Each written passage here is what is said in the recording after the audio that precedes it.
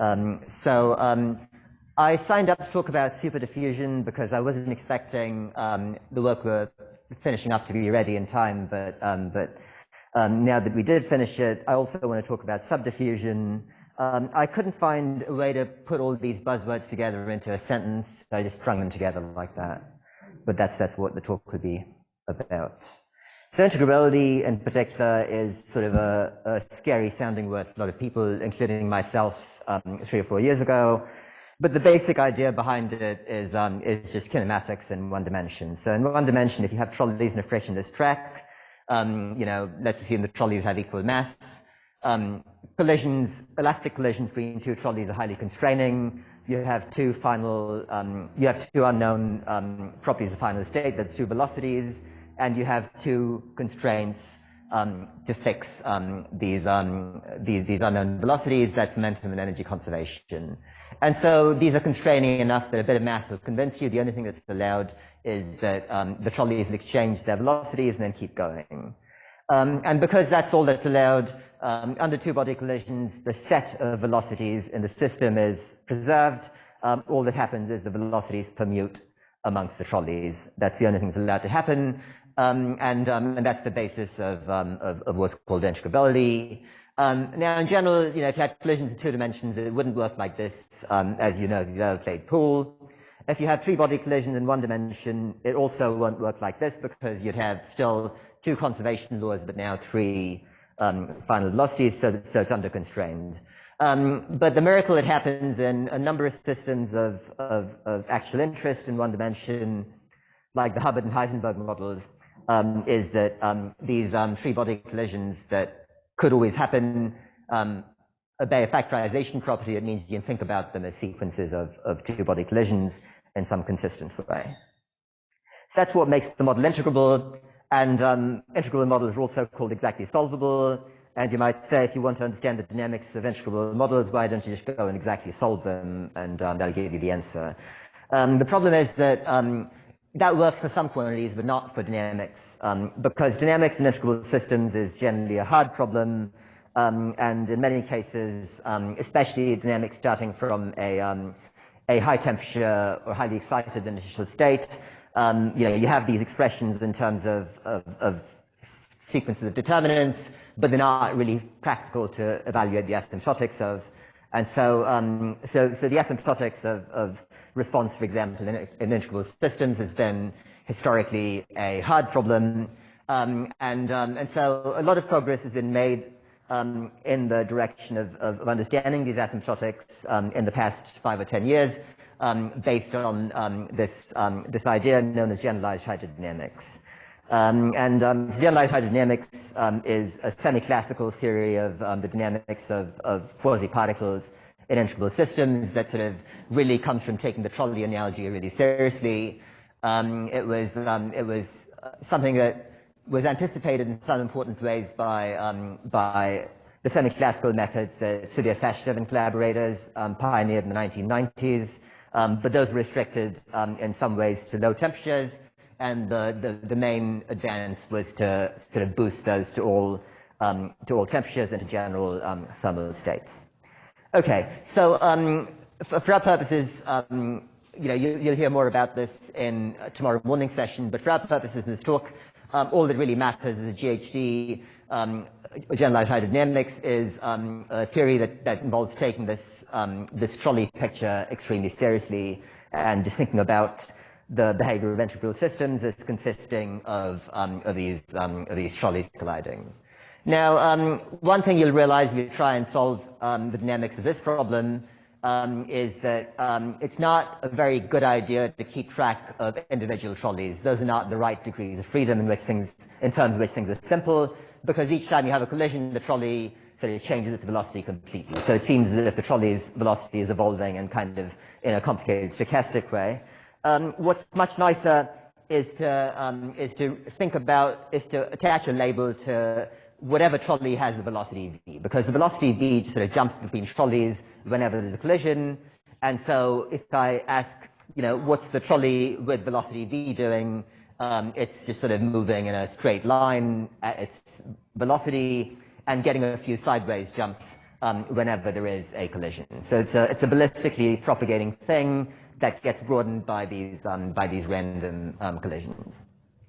Okay, so this trolley picture turns out to be enormously successful in practice at predicting various things, various properties of integrable systems, like, for example, the growth of entanglement, the spreading of local perturbations, and the like. Okay, that's part of why we believe it. In some limits, it's actually proved, but we have like a ton of evidence that this is an exact description of the hydrodynamics, or the long wavelength dynamics of integrable systems. On the other hand, the trolley picture seems to give you, if you take it seriously, that everything is always ballistic, right? Because the trolleys are always, they're always going. I mean, these quasiparticles are moving ballistically always, so it seems like it would be difficult to get anything non-ballistic. And indeed, you would expect on general grounds that in integrable systems, transport, like absolutely everything else dynamical, would be given by, would be ballistic in its scaling. Now, that's not true. And the fact that it's not been true has been known for about 20 or 30 years now from studies of transport in a finite temperature transport in the simplest integrable spin chain, which is the anisotropic Heisenberg spin chain, the XXZ spin chain. Just as a reminder, the spin chain in its, and I guess for now, I wrote it down antiferromagnetic, but it doesn't matter for my purposes if it's ferromagnetic or antiferromagnetic, because I'm going to be at high temperatures. At high temperatures, the sign of the interaction doesn't matter. So I'm going to treat those cases as equivalent. Okay, so the XXZ model has the following phase diagram that, so if there is no ZZ interaction, or if the ZZ interaction is weak, then you have a bunch of spins that line along the equator of the Bloch sphere. If delta is bigger than 1, then you have an Ising-like phase where the ground state is lined up along the z-axis, and between the two of them you have the Heisenberg point, which is SU2 invariant. And so if you're used to thinking about many body physics at finite temperature, you'd say, well, okay, that's nice, that's ground state physics, but once I go to finite temperature, none of this is going to survive, especially if the temperature is fairly high. And the surprise numerically is that this ground state phase diagram also corresponds to a transport phase diagram at arbitrarily high temperatures. And this transport phase diagram separates a regime that behaves in some ways like we expect it to, as in spin transport is ballistic, from a phase where, despite the model being integrable, spin transport is in fact diffusive, and the sort of point separating these two behaviors has this anomalous exponent, which was seen numerically to be 1/3. An important thing to emphasize is this is not true for generic dynamics in the system. It's true for spin transport specifically. A different observable like energy transport is always ballistic, and perturbations spread ballistically and so on. It's just spin transport that undergoes this phase transition, and so that might raise the question, well, never mind the transition, why are there two phases? Why is there a non-ballistic phase in the first place? Okay. And so in the past 5 years or so, we've developed a pretty detailed understanding of this phase diagram, which is in that review article I cited in slide 1. But essentially, we understand most of these things. So we now understand the sort of correction to the ballistic behavior. We understand where this thing comes from, and we understand we have a closed form formula for the spin diffusion constant in the easy axis regime. And so I'm going to very quickly review some of that stuff, but the basic point I want to make, and the general principle that allows us to understand these phases in this phase transition, is that in a normal chaotic system at finite temperature, you don't really care about the elementary excitations because there's a big soup of them and they're sort of interacting with each other. They're scattering off each other, and they're not really well-defined, long-lived objects. In an integrable system, that's not true. In an integrable system, a Goldstone mode is still something that's in the spectrum. It's still some kind of quasiparticle at high temperature. Its properties are heavily renormalized. And it doesn't look at all like Goldstone mode at zero temperature, but it's still there. It's still, that object is still in the spectrum. And it turns out that because the elementary excitations of these three phases are different, I mean, that's the ultimate origin of the fact that, that you have this transport phase transition in these transport phases. Oh, by the way, I should have said, please stop me and ask questions. Don't wait for the end to interrupt. Okay. Anyway, so that's something that I'm going to very quickly review in a bit. But I want to pose a question that I hope to also tell you a few things about, which is, okay, now we have this understanding of what happens in the integrable limit.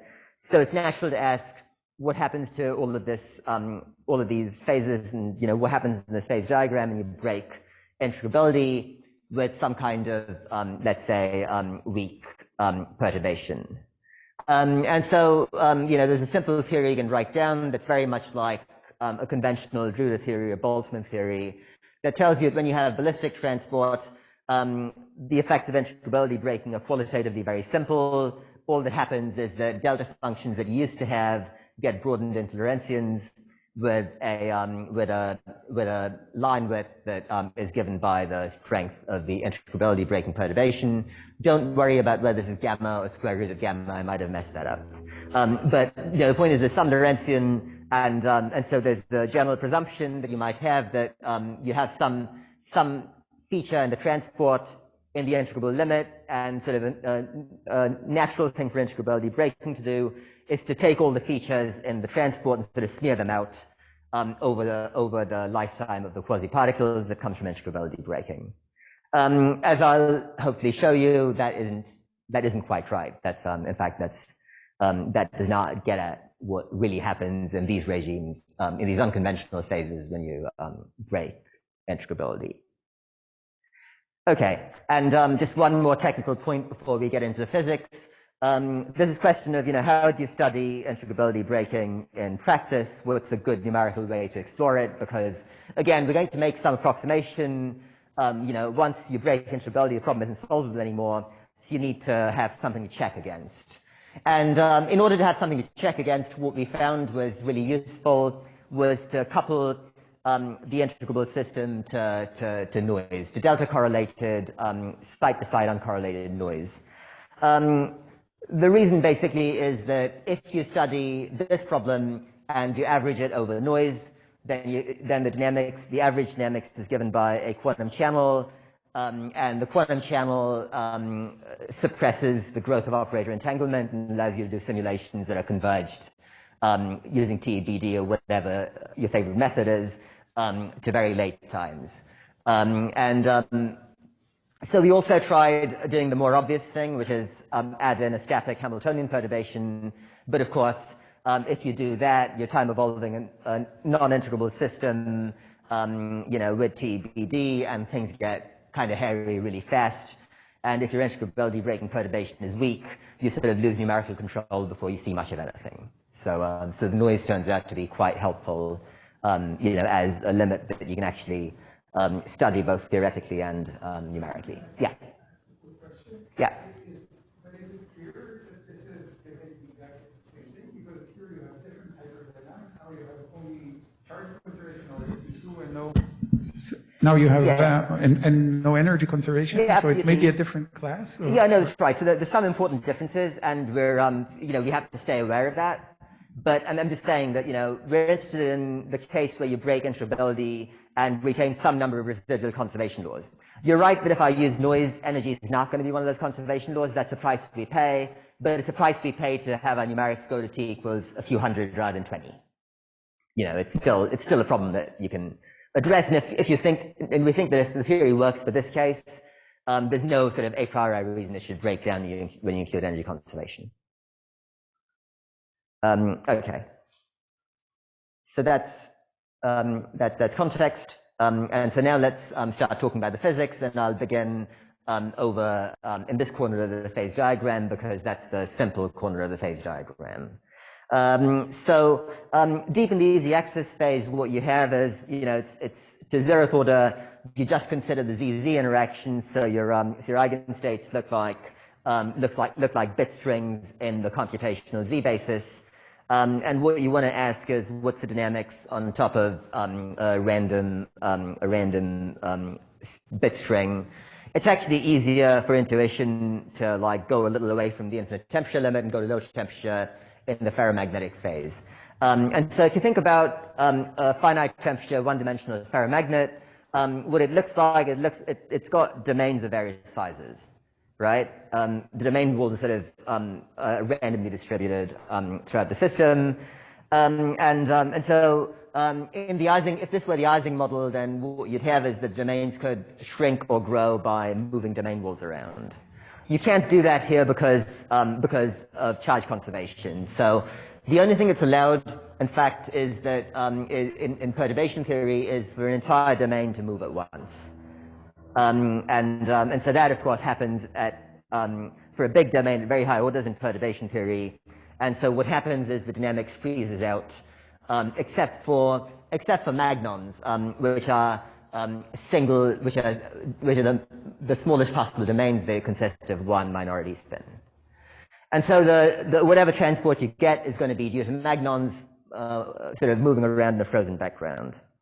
And to understand what happens, how magnons move around this frozen background, let's look at this simple example. So black is the black square up here is a magnon. There's a domain. The magnon's coming in towards the domain. It keeps going up to here. It isn't obstructed. Now it can't keep propagating. The black spin can't keep propagating because that would destroy two domain walls. That would change the energy. That's not allowed. Energy you must stay on the shell.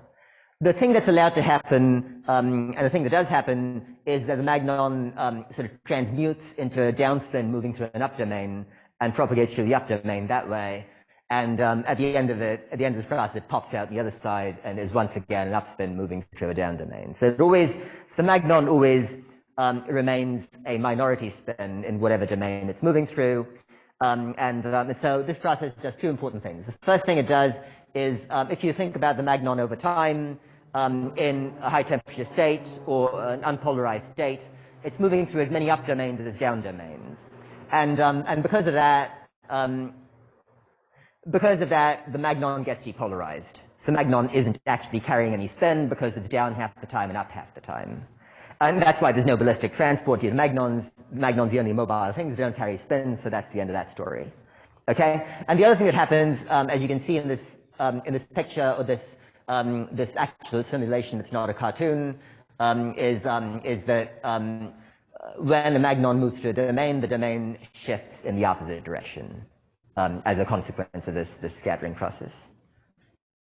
Okay, so the magnon, as I said, is stripped of its spin, and that's why there's no ballistic transport.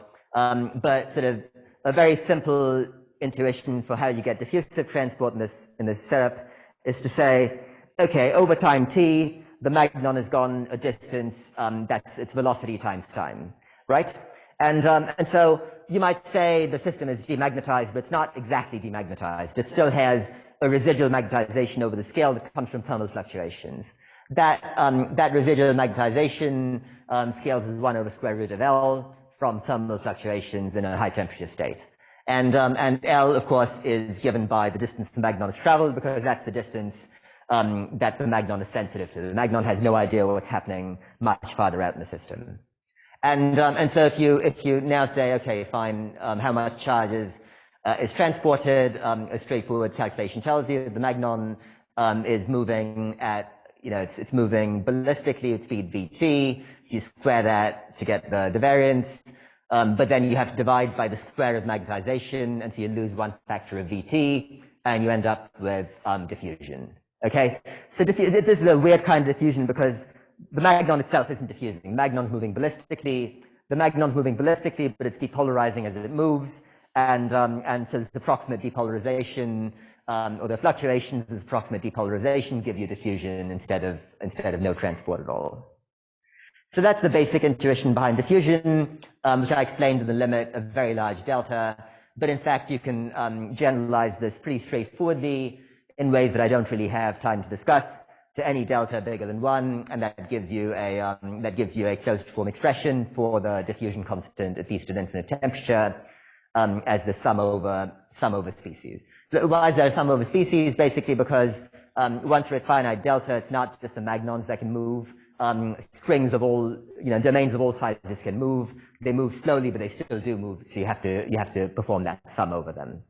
So that's this closed form expression, and so it appears as far as we can tell to be correct and consistent with numerics.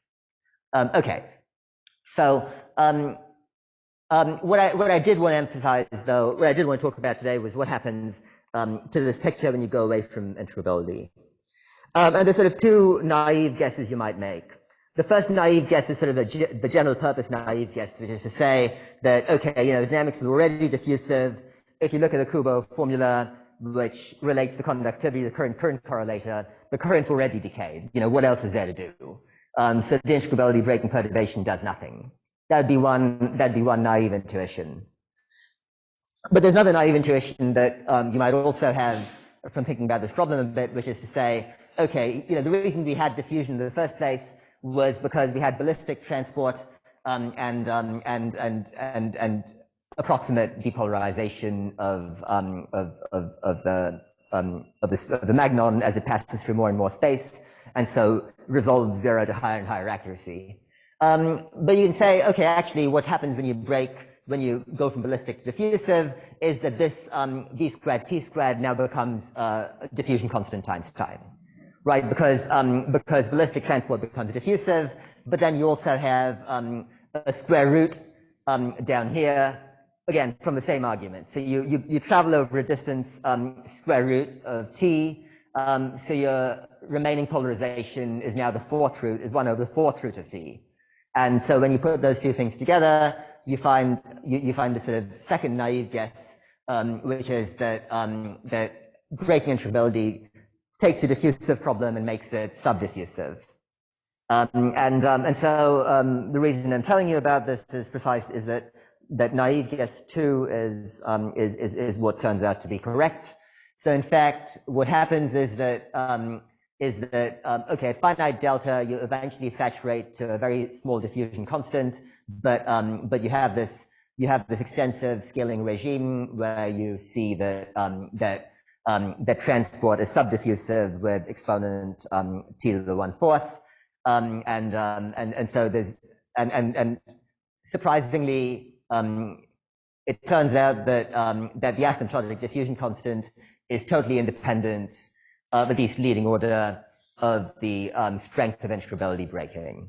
So for weak integrability breaking, for arbitrarily weak integrability breaking, you go from a diffusion constant that's order 1 at large delta to a diffusion constant that's order 1 over delta and does not depend on the strength of integrability breaking. The only thing that depends on the strength of integrability breaking is the length of this crossover. But basically, if you break integrability really weakly, then this crossover happens much more slowly, but it also goes on for much longer.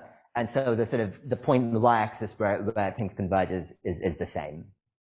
So that's how things work out. So you have this discontinuous jump of the diffusion constant. And in fact, as you take delta to infinity, you find that that you have honest to goodness subdiffusion with this exponent at all values of the integrability breaking parameter. That is something that was pointed out in this paper by solving the relevant Markov process. And so you might say at first that this has something to do with fracton hydrodynamics or you might suspect that because it's the same exponent. But in fact, we've checked that it's, if you allow, for example, so it's not, there is a conservation law at the large delta limit, which is number of domain walls. You can think about that as a sort of emergent conserved quantity. But in fact, you can maintain that conserved quantity and add 5-side gates, and that destroys the subdiffusion entirely. So it really has to do with the physics of magnons specifically. If you destroy the magnons, you destroy the subdiffusion. Yeah, Mike? So I just want to make sure I understand the result. If you go on the delta less than one side of the phase transition where there is ballistic transport, Does some aspect of the story hold, or what happens? No, the elementary excitations are totally different, so none of this works. And what does happen? You just are dominated by diffusion? Yeah, so what happens there is that, I mean, so what happens whenever you have a Drude peak in the integrable limit, the Drude peak so basically always gets broadened out to something that's Lorentzian-like. It could do something more exotic, but it's going to get broadened out to something that's Lorentzian-like, and that spectral weight has to stay around where you put it. And so so this is sort of very constrained. That's all that can happen. The scope for interesting phenomena basically is when you don't. Okay, I mean, I guess if you're close enough to delta equals 1, the Drude peak is small, so this is true, but it's also irrelevant. There's scope for all this other physics. But yeah, so I mean, this phenomenon really is specific to like this side of the phase diagram. Yeah. It may be to do with how that graph is plotted. So if I turn gamma up just to be huge to completely swamp everything else in the Hamiltonian, isn't that going to set the diffusion constant? Yes, it is. So this only this is only true in some kind of regime where delta is much bigger than gamma. When delta and gamma become comparable, then this entire scaling form breaks down. I mean, what ends up happening there is that, so this crossover, I mean, okay, so I'm now realizing we plotted this in a not very reader-friendly way, but there's this first crossover that happens where the system realizes it's not integrable. That happens on timescale 1 over gamma when magnons start scattering off the noise, and they start rattling about instead of moving in straight lines. So that's this first crossover. The second crossover happens at times that are delta squared over gamma, and that's controlled by when magnons get created or destroyed. It's when magnon conservation ceases to be an exact statement. So between those two, you have this window. But once delta equals gamma, those scales collapse in each other, and you don't have anything to. Yeah. Yes. It doesn't matter because we're at infinite temperature. Thanks. Okay, so that's. Oh yeah, go ahead. So this fusion, is it actually Gaussian if you look at higher moments? They're trivial? That's a good question. We believe it is, but we haven't analyzed it in sufficient detail to say anything definite. It's not like very non-Gaussian at any rate. But I mean, we don't have a theory of the shape. We only have a theory of the second moment. And so the higher moments might do something. I don't want to commit to saying anything about that. I don't think they're anything interesting, but they might. Okay. Anything else? If not, okay. Anyways, that's a good large fraction of what I wanted to say. Yep. Okay. Great. So in the last 5 minutes, let me do what I promised and say a couple of things about superdiffusion. So, okay, where does superdiffusion come from? The basic ultimate origin now is that, in the Ising phase, the mobile objects that existed were domains, the magnons and sort of bound states of multiple magnons. At the isotropic point, what happens is instead that the elementary excitations responsible for spin transport are large amplitude Goldstone modes above the ferromagnets. So the Goldstone modes are sort of solitons made up of non-linearly stabilized Goldstone modes. That's how you should think about them. And because these wave packets made up of Goldstone modes and the ferromagnetic Goldstone mode spectrum has dynamical exponent z equals 2, you can convince yourself by Heisenberg uncertainty essentially that a Goldstone soliton of size 1 over h moves with speed that's sort of the inverse of its size. Okay, so its speed, so in this case, moves with speed h.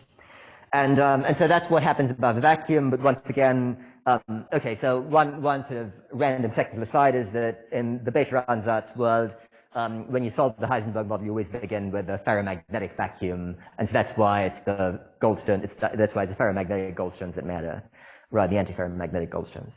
Anyway, so because the model is integrable, these modes survive at finite density, but they get highly dressed. And so I had like an extra argument, but let me give you sort of a quick argument how this dressing gives rise to superdiffusion. So the basic idea is that each Goldstone mode propagates and transports spin that's proportional to its size until it gets eaten up by a bigger Goldstone mode, right? Because a small Goldstone mode sees a big Goldstone mode as just local vacuum rotation.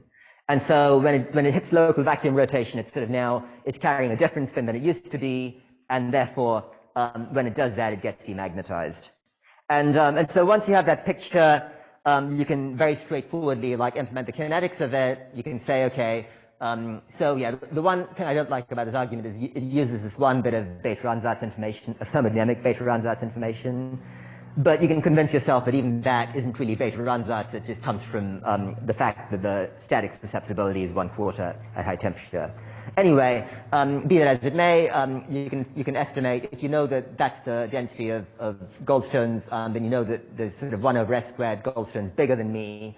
How long do I have to go? I have to go a distance. I've got to go a distance s².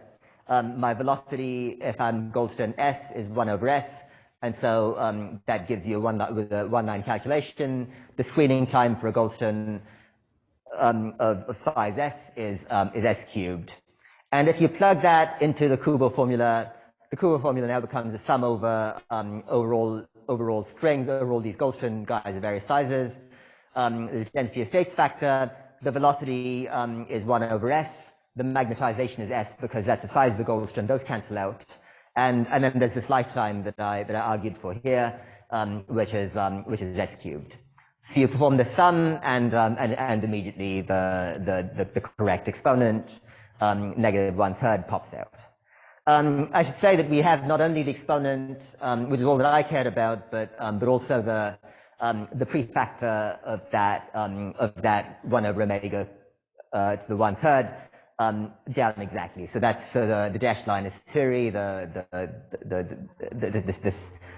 curves are TBD predictions. So it looks like it works really well. And so at least for this moment, we seem to have a fully quantitative understanding of what's going on.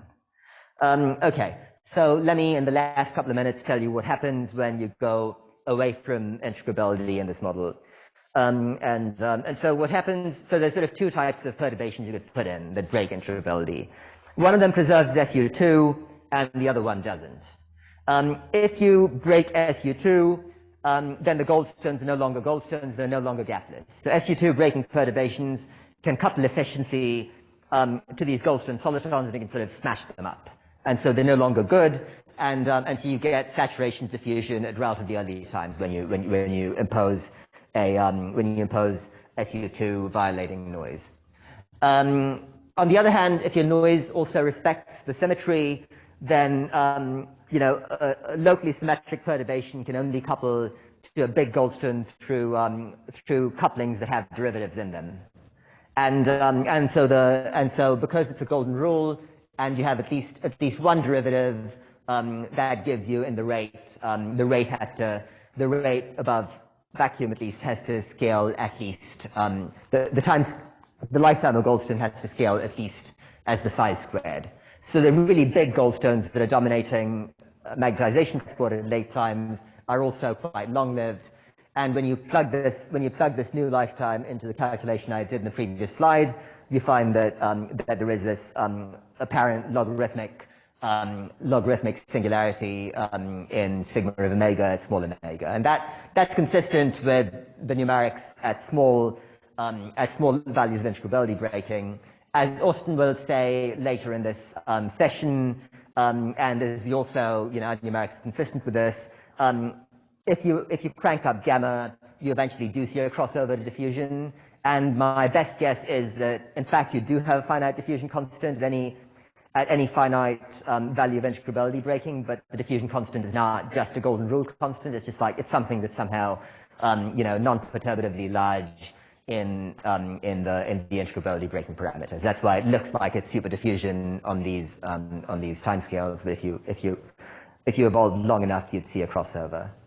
Okay, that's, I think, pretty much everything I wanted to say. So just to summarize, in the integrable limit, you see, these objects can be thought about as dense, strongly interacting, but somehow elastically interacting gases of solitons or domains or excitations that you can understand coming up from the ground state. And that gives you a lot of the phenomenology of this phase diagram. And so the other thing I wanted to emphasize is that if you break integrability in these models, you can get something that's much more bizarre than I think it would have occurred to me to expect a few months ago. And yeah, so we still don't really understand, for example, I started going the wrong way, didn't I? So let me see if I can get back on track. We still don't understand how this thing becomes diffusive at late times, though we think it does. So it would be nice to understand that. And that's one of the big open questions left. The other thing I just wanted to say very quickly is that there is a lot of experimental effort nowadays on both generalized hydrodynamics of integrable systems and generalized hydrodynamics and hydrodynamics in general, like some distance away from the integrable point, and so some of these experiments. So this latest experiment, for example, is looking at things that are sort of beyond linear response and require new calculations to do. But so things are moving fast. That's nice. So I'll stop there. Thanks.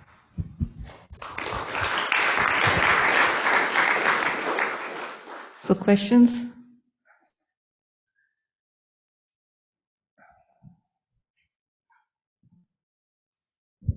So Sarang, this phase diagram that you have in there, I mean, seems very specific to the way you are breaking integrability, right? I think, so our belief is that it isn't. I mean, I only showed you data for one case, because in that case we actually have a converged answer. But the other cases, like, our TBD is consistent basically with like the same basic phase diagram. You still have subdiffusion. The question of whether the diffusion constant is 1 over delta or 1 over delta 3 halves is like unresolved by numerics. We have theoretical predictions, but that's unresolved. This log enhancement is there. Like, in fact, some even stronger enhancement might be there in Hamiltonian systems because they're more constraining. In some ways, look, noise is the best case scenario for seeing boring stuff and you break integrability because you're destroying as much structure as you're able to destroy. No, but I mean, if I think of taking the easy axis limit, right? And I break integrability just adding next nearest neighbor hopping. Are we talking easy plane or easy axis? Easy axis. Sorry. Okay, yeah. And then I just break integrability by adding next nearest neighbor hopping. Yeah. I mean, I just don't see it going from diffusive, no next nearest neighbor hopping, to subdiffusive with next nearest neighbor hopping. I think it does, yeah. You think it's going to be subdiffusive? Yeah, it's going to have some subdiffusive window, yeah.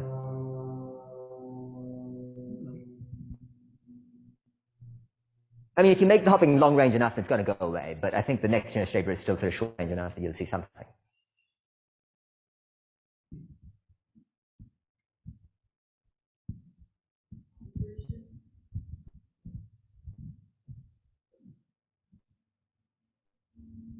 All right. Okay, then let's thank Sarang